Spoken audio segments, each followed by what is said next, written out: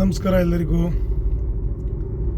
ಕಳೆದ ವಿಡಿಯೋದಲ್ಲಿ ನಾವು ಸಕಲೇಶಪುರ ನಗರದಿಂದ ದೋಣಗಲ್ವರೆಗಿನ ರಸ್ತೆಯ ಕೆಲಸದ ಮಾಹಿತಿಯನ್ನು ನೋಡಿದ್ವಿ. ಈಗ ನಾವು ಇಲ್ಲಿ ನೋಡ್ಬೋದು ದೋಣಗಲ್ಲಿಂದ ಮಾರನಹಳ್ಳಿ, ಹೆಗ್ಗದ್ದೆ ಮಾರನಹಳ್ಳಿವರೆಗೆ ಕೆಲಸ ನೋಡಿ. ಇಲ್ಲಿ ತಡೆಗೋಡೆಗಳ ಕೆಲಸಗಳು ನಡೀತಾ ಇದೆ. ಮಳೆ ಸ್ಟಾರ್ಟ್ ಆಗಿರೋದ್ರಿಂದ ಸ್ವಲ್ಪ ಅಡಚಣೆಗಳು ಸ್ಟಾರ್ಟ್ ಆಗಿದೆ ನೋಡಿ. ಬಲಭಾಗದಲ್ಲಿ ರಸ್ತೆಯನ್ನು ಹಾಕಲಿಕ್ಕೆ ಅಂತೇಳಿ ಅಂತ ಈ ಕಾಂಕ್ರೀಟ್ ಬೆಡ್ಡಿಂಗನ್ನು ಹಾಕ್ಕೊಂಡಿದ್ದಾರೆ. ಆದರೆ ತೊಂದರೆ ಏನಂತಂದರೆ ಅದು ಹೆಚ್ಚಿನ ದೂರಗಳು ಮಾಡಿಲ್ಲ. ಒಂದೊಂದು 100 ಮೀಟ್ರಷ್ಟು ದೂರಗಳು ಮಾಡಿದ್ದಾರೆ. ಬಟ್ ಯಾವುದೇ ರೀತಿಯ ತಡೆಗೋಡೆಗಳು ಇಲ್ಲ ಅಲ್ಲಿ ರಸ್ತೆಗಳಿಗೆ ಹಾಕಲಿಕ್ಕೆ ಅಂತೇಳಿ ಅಂತ. ಈ ಹಳೆ ರಸ್ತೆ ಕೂಡ ಈಗ ಮಳೆ ಬರುತ್ತಿರುವ ಕಾರಣ ಎಲ್ಲ ಮತ್ತೆ ಗುಂಡಿಗಳು ಬೀಳುವಂಥ ಕೆಲಸ ಆಗ್ತಾ ಇದೆ. ರಸ್ತೆ ಸರಾಗೋಗಿ ಸಾಗಲಿಕ್ಕೆ ಮಳೆಗಾಲದಲ್ಲಿ ಕಷ್ಟ ಆಗ್ತದೆ.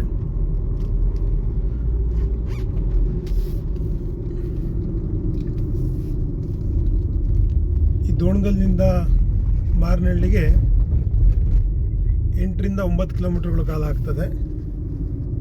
ಆದರೆ 8 ರಿಂದ 9 ಕಿಲೋಮೀಟರ್ ಕೆಲಸ ಎಷ್ಟು ತಿಂಗಳುಗಳು ಅಥವಾ ವರ್ಷನೇ ಕಳೀತದೆ ಅನ್ನೋದು ಕಾದು ನೋಡಬೇಕಾಗಿದೆ. ಯಾಕೆಂದರೆ ಈಗ ಮಳೆಗಾಲ ಸ್ಟಾರ್ಟ್ ಆಗಿದ್ದರಿಂದ ಇಲ್ಲಿ ಗುಡ್ಡವನ್ನು ಬಗೆಯುವಾಗ ಮತ್ತೆ ಗುಡ್ಡ ಕುಸಿಯುವಂಥದ್ದು, ರಸ್ತೆಗೆ ಅಡಚಣೆ ಆಗುವಂಥದ್ದು, ಜನಗಳಿಗೆ ಓಡಾಡಲಿಕ್ಕೆ ತೊಂದರೆ ಆಗುತ್ತೆ ಅಂತೇಳಿ ಅಂತ ಕೆಲಸನ ನಿಲ್ಲಿಸ್ತಾರೆ. ಆ ಕಾರಣಕ್ಕೆ ನಾವು ಈ ಮಳೆಗಾಲದ ಅಂಚಿನಲ್ಲಿದ್ದೇವೆ. ಈಗ ಮೇ ಎಂಡಿನಲ್ಲಿದ್ದೇವೆ. ಆ ಕಾರಣಕ್ಕೆ ಇಲ್ಲಿಯ ಜೂನ್, ಜುಲೈ, ಆಗಸ್ಟ್, ಸೆಪ್ಟೆಂಬರ್, ಅಕ್ಟೋಬರ್ವರೆಗಿನ ಕೆಲಸವನ್ನು ಮುಂದಿನ ದಿನಗಳಲ್ಲಿ ನಾನು ನೋಡಬೇಕಾಗ್ತದೆ. ಈ 4-5 ತಿಂಗಳ ಕಾಲ ಯಾವುದೇ ರೀತಿಯ ಕೆಲಸಗಳು ವೇಗವಾಗಿ ಮಾಡಲಿಕ್ಕೆ ಇವ್ರಿಗೆ ಆಗೋದಿಲ್ಲ. ಕಾರಣ ಅಂತಂದರೆ ಇಲ್ಲಿ ಹೆಚ್ಚಿನ ಮಳೆ ಆಗುವಂಥ ಮಲೆನಾಡು ಭಾಗ ಅಂತೇಳಿ ಕರಿತೇವೆ. ಸಕಲೇಶಪುರ ಒಂದು ಮಲೆನಾಡು ನಗರ. ಆ ಕಾರಣಕ್ಕೆ ಇಲ್ಲಿ ಕೆಲಸಗಳನ್ನು ಅವರಿಗೆ ಮಾಡುವಂಥದ್ದು ಒಂದು ಪ್ರಶ್ನೆಯಾಗಿ ಉಳಿತದೆ.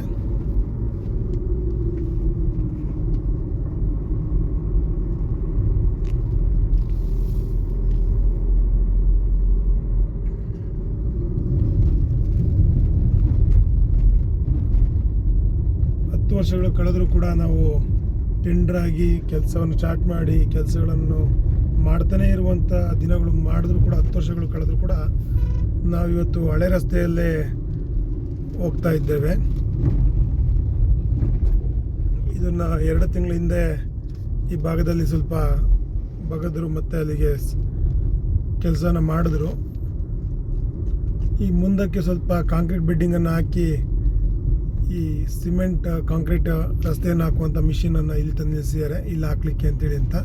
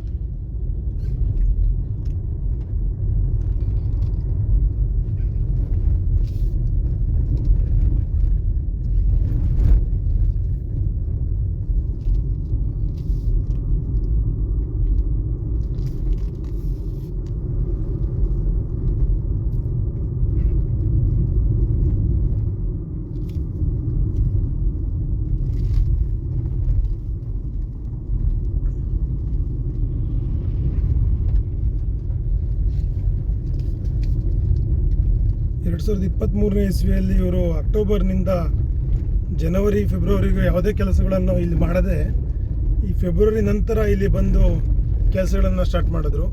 ಆ 3-4 ತಿಂಗಳು ಮುಂಚೆನೇ ಇಲ್ಲಿ ಕೆಲಸಗಳನ್ನು ಆರಂಭಿಸಿದರೆ ಒಂದು 30% ಭಾಗದ ಕೆಲಸ ಆದರೂ ಮುಗಿದಿರ್ತಿತ್ತು. ಸಮಯದಲ್ಲಿ ಕೆಲಸ ಮಾಡದೆ ಈ ಮಳೆಗಾಲ ಸ್ಟಾರ್ಟ್ ಆಗುವ ಸಮಯದಲ್ಲಿ ಮತ್ತೆ ಕೆಲಸನ ಸ್ಟಾರ್ಟ್ ಮಾಡಿದ್ದಾರೆ. ಈ ಮಳೆಗಾಲದಲ್ಲಿ ಮಣ್ಣು ತೆಗೆಯುವಂಥ ಕೆಲಸ ಅವರಿಗೆ ಸ್ವಲ್ಪ ಅಡಚಣೆ ಆಗ್ತದೆ. ಕಾರಣ ಅಂತಂದರೆ ಹೆಚ್ಚು ಮಳೆ ಆಗುವ ಕಾರಣ ಸಕಲೇಶಪುರ ಭಾಗದಲ್ಲಿ ಆ ಮಣ್ಣು ಅವರಿಗೆ ತುಂಬ ಕುಸಿಯುವಂಥ ಕೆಲಸಗಳು ಕೂಡ ಆಗ್ತದೆ. 3-4 ತಿಂಗಳ ಹಿಂದೆ ಅವರು ಕೆಲಸ ಮಾಡಿದಿದ್ರೆ, ಸ್ವಲ್ಪ ವೇಗವಾಗಿ ಕೆಲಸ ಮಾಡಿದಿದ್ರೆ ಕೆಲಸ ಸ್ವಲ್ಪ ಬೇಗ ಮುಗಿತಾ ಇತ್ತು ಅಂತೇಳಿ ಹೇಳ್ಬೋದು.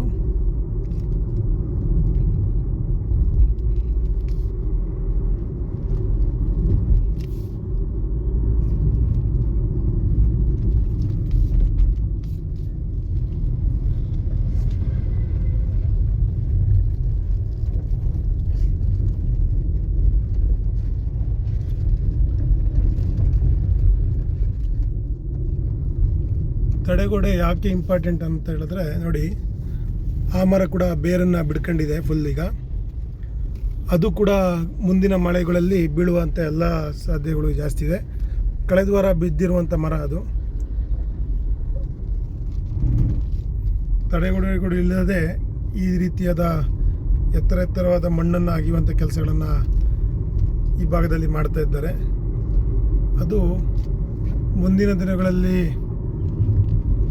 ಮಣ್ಣು ರಸ್ತೆಗೆ ಬೀಳುವಂಥದ್ದು ಮತ್ತು ಅದಕ್ಕೆ ರಸ್ತೆ ಓಡಾಡಲಿಕ್ಕೆ ಅಡಚಣೆ ಆಗುವಂಥದ್ದು ಎಲ್ಲವೂ ಕೂಡ ಆಗ್ತದೆ ಅಂತೇಳಿ ಹೇಳ್ಬೋದು.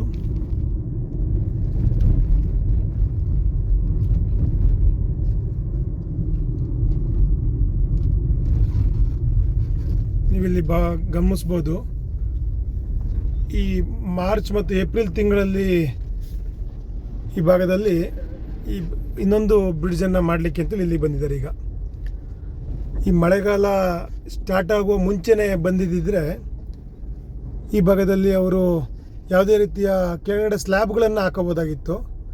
ಈಗ ಸ್ಲ್ಯಾಬ್ಗಳನ್ನು ಹಾಕೊಳ್ಳೋದಿಲ್ಲವಷ್ಟು ತೊಂದರೆಗಳು ಉಂಟಾಗ್ತಿದೆ ಅವರಿಗೆ. ಕಾರಣ ಏನಂತಂದರೆ ನೀರು ಯಥೇಚ್ಛವಾಗಿ ಹೋಗ್ತಾ ಇದೆ. ಈಗ ಮಳೆ ಜಾಸ್ತಿ ಆಗಿದ್ದರಿಂದ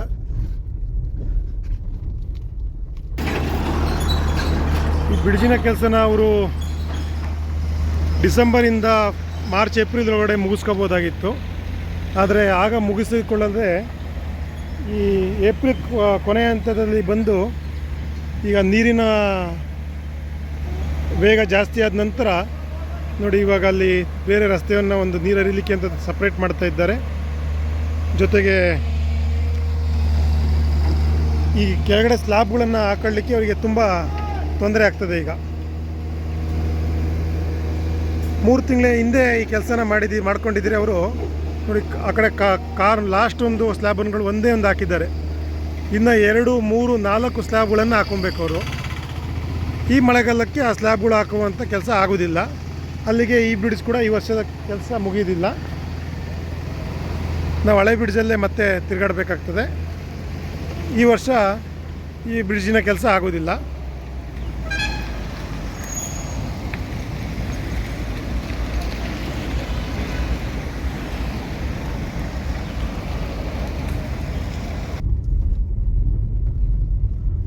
ಬ್ರಿಡ್ಜಿನ ಕೆಲಸವನ್ನು ನವೆಂಬರ್ ತಿಂಗಳಿನಿಂದ ಸ್ಟಾರ್ಟ್ ಮಾಡಿದಿದ್ರೆ ಈ ಏಪ್ರಿಲ್ ಅಂತ್ಯಕ್ಕೆ ಮುಗಿಸ್ಬೋದಾಗಿತ್ತು. ಅವರು ಸ್ಟಾರ್ಟ್ ಮಾಡಿದ್ದೇ ಮಾರ್ಚ್ ತಿಂಗಳಲ್ಲಿ. ಅಲ್ಲಿಗೆ ಐರನ್ ರಾಡ್ಗಳನ್ನು ಕಟ್ಟುವಂಥ ಕೆಲಸಗಳನ್ನು ಸ್ಟಾರ್ಟ್ ಮಾಡ್ತಾರೆ. ಈಗ ಯಾವುದೇ ರೀತಿಯಾದಂತಹ ಕಬ್ಬಿಣವನ್ನು ಕಟ್ಟಿಲ್ಲ, ಒಂದೇ ಒಂದು ಸ್ಲ್ಯಾಬ್ಗಳನ್ನು ಹಾಕಿದ್ದಾರೆ. ಅಲ್ಲಿಗೆ ಈ ವರ್ಷದ ಮಳೆ ಮುಗಿಯುವವರೆಗೂ ಆ ಕೆಲಸಗಳು ಆಗೋದಿಲ್ಲ. ಇದು ನಮ್ಮ ರಾಜ್ಕಮಲ್ ಕಂಪ್ನಿಯವ್ರು ಮಾಡುವಂಥ ಕೆಲಸ. ಒಂದಕ್ಕೆ 3 ಕೆಲಸ. ಮೋಟ್ರಲ್ಲಿ ನೀರನ್ನು ಎತ್ತಿ ಆ ಸ್ಲ್ಯಾಬನ್ನು ಕೆಲಸ ಮಾಡಲಿಕ್ಕೆ ಅಂತ ಹೊರಟಿದ್ದಾರೆ. ಅದು ಆಗದಲ್ಲೇ ಇರುವಂಥ ಕೆಲಸ. ಈಗ ಮಾಡುವಂಥ ಕೆಲಸನ ಯಾವ ಸಮಯದಲ್ಲಿ ಮಾಡಿದ್ರೆ ಒಳ್ಳೆಯದು ಅನ್ನೋದನ್ನು ಈ ಇಂಜಿನಿಯರ್ಸ್ಗಳು ಓದುವಾಗ ಅದಕ್ಕೆ ಒಂದು ಟಾಪಿಕ್ ಆಗಿ ಇಡಬೇಕಾಗಿ ಬರ್ತದೆ. ಮಳೆಗಾಲದಲ್ಲಿ ಯಾವ ಕೆಲಸ ಎಲ್ಲಿ ಮಾಡಬಹುದಾಗ್ತದೆ, ಬೇಸಿಗೆ ಇದ್ದಾಗ ಎಲ್ಲಿ ನಾವು ಕೆಲಸಗಳನ್ನು ಮಾಡ್ಕೋಬೇಕಾಗ್ತದೆ ಅನ್ನೋದ್ರ ಬಗ್ಗೆ ಇಂಜಿನಿಯರ್ಸ್ಗಳಿಗೆ ಒಂದು ಇಂಜಿನಿಯರಿಂಗ್ ಮಾಡುವಾಗ ಅವರಿಗೆ ಒಂದು ಒಂದು ಲೆಸನ್ನಾಗಿ ಇಡಬೇಕಾಗಿ ಬರಬೇಕಾಗ್ತದೆ. ಯಾಕಂದರೆ ಅದನ್ನು ನಾವು ಇಲ್ಲಿ ಅಂತಲ್ಲ, ಯಾವುದೇ ಕಂಪನಿ ಇಂಜಿನಿಯರ್ಸ್ಗಳು ಕೆಲಸ ಮಾಡ್ತಿರ್ಬೇಕಾದ್ರೆ ನೀವು ಅದನ್ನು ಅಬ್ಸರ್ವ್ ಮಾಡ್ಬೋದು. ನಮ್ಮ ಕಲ್ಲಡ್ಕ ಫ್ಲೈಓವರ್ಗಳೂ ಕೂಡ ಈ ಬೇಸಿಗೆ ಮುಗಿಯೋದ್ರೊಳಗಡೆ ಮೇ ಅಂತ್ಯದೊಳಗಡೆ ನಾನು ಮುಗಿಸ್ತಾರೆ ಅಂತ ಅಂದುಕೊಂಡಿದ್ದೆ. ಅದಿನ್ನೂ ಮುಗಿಸಿಲ್ಲ, ಅದು ಮುಂದಿನ ವಿಡಿಯೋದಲ್ಲಿ ತೋರಿಸ್ತೀನಂತೆ. ನೋಡಿ, ಇದು ಕೂಡ ಕಳೆದ ವರ್ಷದಿಂದ ಸುಮ್ಮನೆ ಇದ್ದರು. ಈಗ ಮಳೆಗಾಲ ಸ್ಟಾರ್ಟ್ ಆಗುವಾಗ ಈ ರೈಲ್ವೆ ಬ್ರಿಡ್ಜ್ ಪಕ್ಕಕ್ಕೆ ಇನ್ನೊಂದು ಬ್ರಿಡ್ಜನ್ನು ಮಾಡಲಿಕ್ಕೆ ಅಂತ ಈಗ ಸ್ಟಾರ್ಟ್ ಮಾಡಿದ್ದಾರೆ. ಈ ನವಂಬರ್ನಿಂದ ಮಾರ್ಚ್ವರೆಗೆ ಏನು ಮಾಡ್ತಾಯಿದ್ರು ಅಂತ ಕೇಳಿದ್ರೆ ಏನೂ ಮಾಡ್ತಾ ಇರಲಿಲ್ಲ. ಇಲ್ಲಿ ಬಂದು ಮಣ್ಣು ತೆಗಿತಾ ಇರುವಂಥ ಕೆಲಸ ಮಾಡ್ತಾಯಿದ್ರು. ಆ ಬ್ರಿಡ್ಜ್ ಕೆಲಸನ ನವಂಬರಿಂದ ಏಪ್ರಿಲ್ ಒಳಗಡೆ ಮುಗಿಸಿದ್ರೆ ಆ ಬ್ರಿಡ್ಜಿನ ಸ್ಲ್ಯಾಬ್ ಲೆವೆಲಿಗೆ ಹಾಕಿದಿದ್ರೆ ಆ ಕೆಲಸನಾರು ಮುಗ್ದಿರ್ತಿತ್ತು. ಆಗ ಇಲ್ಲಿ ಓಪನ್ ಇರುವಂಥ ಲ್ಯಾಂಡ್ ಕೆಲಸಗಳನ್ನು ಮಾಡ್ಕೋಬೋದಾಗಿತ್ತು. ಇಲ್ಲಿಯ ಕೆಲಸಗಳನ್ನು ಬೇಸಿಗೆಯಲ್ಲಿ ಮಾಡುವಂಥದ್ದು ಮತ್ತು ಬ್ರಿಡ್ಜ್ ಕೆಲಸಗಳನ್ನು ಮಳೆಗಾಲದಲ್ಲಿ ಮಾಡೋಕ್ಕೆ ಹೋಗುವಂಥದ್ದು ನಮ್ಮ ಇಂಜಿನಿಯರ್ಗಳು ಕಲ್ತಿರುವಂಥ ಪಾಠದಲ್ಲಿ ಇರ್ಬೋದು ಅಂತ ಕಾಣ್ತದೆ. ಕಳೆದ ವರ್ಷ ನೋಡಿ, ಮಳೆಗಾಲದಲ್ಲಿ ಈ ತಡೆಗೋಡೆಗಳನ್ನು ಕಟ್ಟಿದ್ರು. ಇದು ಯಾವುದೇ ರೀತಿಯ ತಡೆಗೋಡೆ ಉಪಯೋಗಕ್ಕೆ ಬಂದಿಲ್ಲ. ಇದಕ್ಕೊಂದು ಟೆಂಡರ್ ಮಾಡ್ಕೊಂಡು ಇದು ತಡೆಗೋಡೆ ಕಟ್ಟಿದ್ರು. ಈ ವರ್ಷ ರಸ್ತೆ ಮಾಡಿದ್ರೆ ಅದನ್ನು ಕೆಡಕ್ತಾರೆ. ಯಾತಕ್ಕೋಸ್ಕರ ತಡೆಗೋಡೆ ಕಟ್ಟಿದ್ರು ಅನ್ನೋದೇ ಒಂದು ಕ್ವಶನ್ ಮಾರ್ಕ್ ಆಗಿದೆ.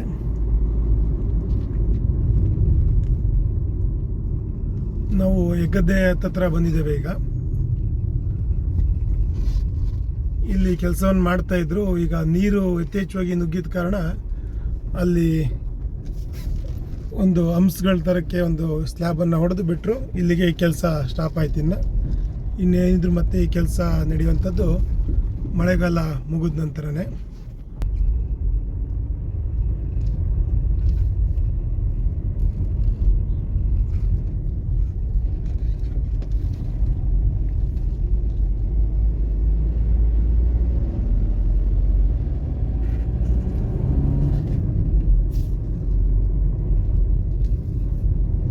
ಬಲಭಾಗದಲ್ಲಿ ನೀವು ನೋಡ್ಬೋದು 30 ಅಡಿ ಎತ್ತರವಷ್ಟು ಮಣ್ಣನ್ನು ಬಗೆದಿದ್ದಾರೆ.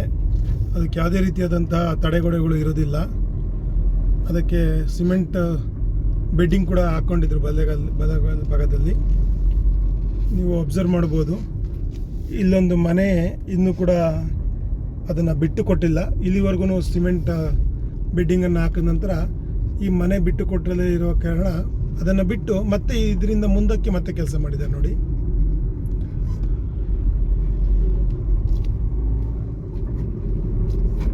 ಮೊನ್ನೆ ಮಳೆ ಬಂದಿರುವಾಗ ಕುಸ್ತಿರೋವಂಥದ್ದು. ಇಲ್ಲಿ ರಸ್ತೆಯನ್ನು ಹಾಕಬೇಕಾಗಿತ್ತು.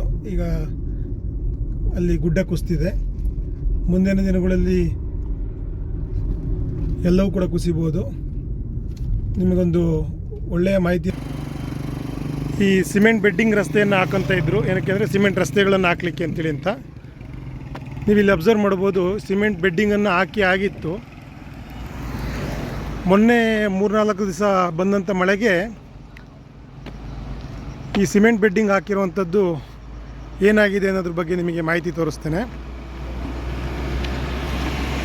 ಇಲ್ಲಿ ಗುಡ್ಡ ಕುಸಿದರೆ ಇನ್ನೊಂದೆಡೆ ನೋಡಿ, ನೀರು ಬಂದ ರಭಸಕ್ಕೆ ಈ ಸಿಮೆಂಟ್ ಕಾಂಕ್ರೀಟ್ ಹಾಕಿರುವಂಥದ್ದು ಈ ಮೋರಿ ಜಾಗದಲ್ಲಿ ಈ ರೀತಿಯ ಪರಿಸ್ಥಿತಿಯಲ್ಲಿದೆ. ಇದು ರಾಜ್ಕಮಲ್ ಕಂಪನಿಯವರು ಮಾಡುತ್ತಿರುವಂಥ ಕೆಲಸ.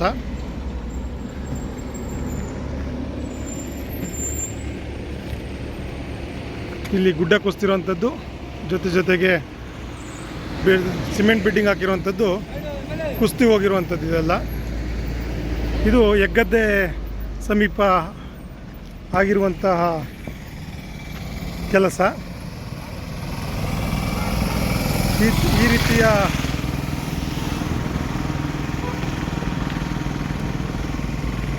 ಕೆಲಸಗಳನ್ನು ಈ ಕಂಪನಿಯವರು ಮಾಡ್ತಾ ಇದ್ದಾರೆ. ಇದನ್ನು ವೀಕ್ಷಣೆ ಮಾಡಲಿಕ್ಕೆ ಅಥವಾ ರಸ್ತೆಯ ಗುಣಮಟ್ಟ ಹೇಗಿದೆ ಅನ್ನೋದ್ರ ಬಗ್ಗೆ ಯಾರೂ ಕೂಡ ಗಮನ ಹರಿಸ್ತಾ ಇಲ್ಲ ಈ ಭಾಗದಲ್ಲಿ. ನೇರವಾದ ರಸ್ತೆಯನ್ನು ಮಾಡಲಿಕ್ಕೆ ಅಂತೇಳಿ ಆ ಕಡೆ ತಡೆಗೋಡೆಯನ್ನು ಕಟ್ಟಿದ್ರು ಮತ್ತು ಮಣ್ಣನ್ನು ತುಂಬ್ತಾಯಿದ್ರು. ಅದು ಒಂದು 80% ಕೆಲಸ ಆಗಿದೆ.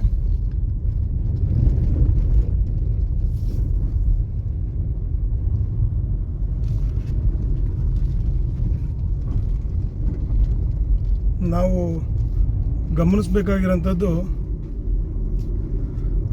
ಬೆಂಗಳೂರು ಮೈಸೂರು, ಬೆಂಗಳೂರು ಚೆನ್ನೈ ರಸ್ತೆಗಳು ಗ್ರೀನ್ ಫೀಲ್ಡ್ ವೇ ಮತ್ತು 8 ಪಥದ 10 ಪಥದ ರಸ್ತೆಗಳು 3 ವರ್ಷಗಳು 4 ವರ್ಷಗಳಲ್ಲಿ 118 ಕಿಲೋಮೀಟರ್ 250 ಕಿಲೋಮೀಟರ್ ರಸ್ತೆಗಳನ್ನು ಮಾಡ್ತಾ ಇದ್ದಾರೆ. ಇಲ್ಲಿ 45 ಕಿಲೋಮೀಟರ್ ರಸ್ತೆಯನ್ನು ಮಾಡಲಿಕ್ಕೆ 10 ವರ್ಷ ಕಳೆದರೂ ಕೂಡ ಮಾಡಲಿಕ್ಕೆ ಆಗ್ತಿಲ್ಲ. ಜೊತೆಗೆ ಮಾಡಿದ್ರೂ ಕೂಡ ಇಂಥ ಕಳಪೆ ಗುಣಮಟ್ಟದ ರಸ್ತೆಯನ್ನು ಇಲ್ಲಿಯ ರಾಜ್ಕಮಲ್ ಕಂಪನಿಯವರು ಮಾಡುತ್ತಾ ಇದ್ರೂ ಕೂಡ ಅದನ್ನು ಕೇಳುವಂಥವ್ರು ಯಾರೂ ಇಲ್ಲ.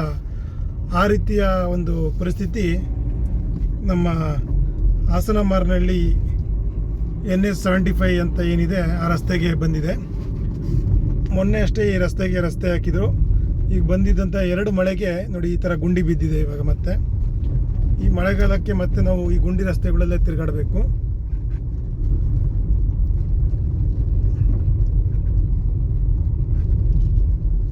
ಇಲ್ಲಿಯವರೆಗೆ ಕೇವಲ ದೋಣಗಲ್ನಿಂದ ಮಾರನಹಳ್ಳಿ ಏನು 8 ಕಿಲೋಮೀಟರ್ ಇದೆ, ಆ 8 ಕಿಲೋಮೀಟರ್ ರಸ್ತೆ ಈ ರೀತಿಯ ಪರಿಸ್ಥಿತಿಯಲ್ಲಿದೆ. ಇದು ಮಳೆಗಾಲ ಸ್ಟಾರ್ಟ್ ಆಗುವ ಅಂಚಿನಲ್ಲಿದ್ದು, ಇನ್ನು ಮಳೆಗಾಲಕ್ಕೆ ಎಲ್ಲ ಕಡೆ ನೀರನ್ನು ನುಗ್ಗಿ ಆ ರಸ್ತೆ ಎಷ್ಟು ಹಾಳಾಗ್ತದೆ, ಮತ್ತು ಅದನ್ನು ರೀವರ್ಕ್ ಮಾಡುವ ಮೂಲಕ ಎಷ್ಟು ಸರಿ ಮಾಡ್ತಾರೆ ಅನ್ನೋದ್ರ ಬಗ್ಗೆ ಮುಂದಿನ ದಿನಗಳಲ್ಲಿ ನಾವು ಕಾದು ನೋಡಬೇಕಾಗಿದೆ.